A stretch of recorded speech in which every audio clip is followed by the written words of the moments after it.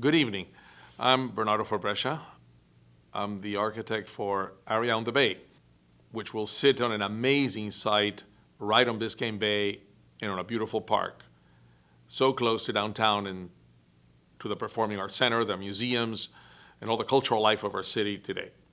I've been working on this for some time now with the Mello family, who are fantastic people to work with. My firm is actually not just the architect, we're also doing the interior design, the landscape architecture. It is fantastic when you can have a unified vision for all the components of a building, and this is what this building is about. This integrated approach to design gives us a unique opportunity to make a stamp in this great new district, in this emerging cultural hub of Miami. When you start sketching, you start looking at metaphors and start looking at ideas and shapes that you love. And we love the ocean, and when you go to the beach, you see how the waves hit the sand. They create this series of scallop shapes along the beach. When you look out to the water, you see the wave crests on a windy day and how they form this sort of interesting break of the undulation of the waves. When I looked at this building and its position on the water, I thought of those shapes and how they could become almost a painting of that beach scene and of that geometry on the beach. But I also thought how I can make it three-dimensional.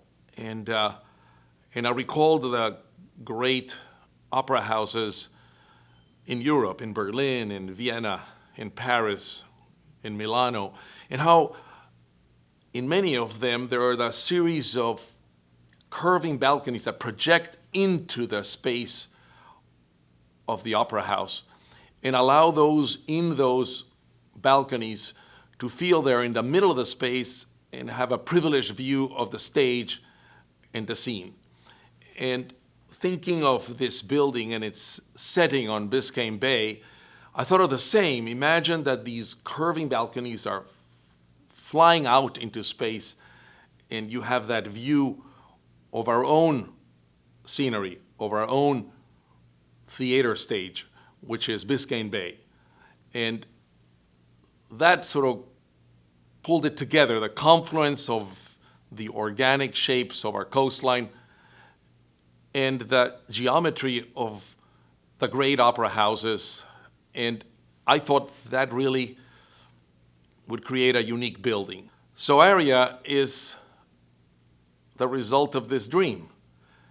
And that is why the building looks like you see it in these images. And that theory of form is carried into the arrival space, into the lobby, into the interiors, into the landscape. It all comes together as one big idea.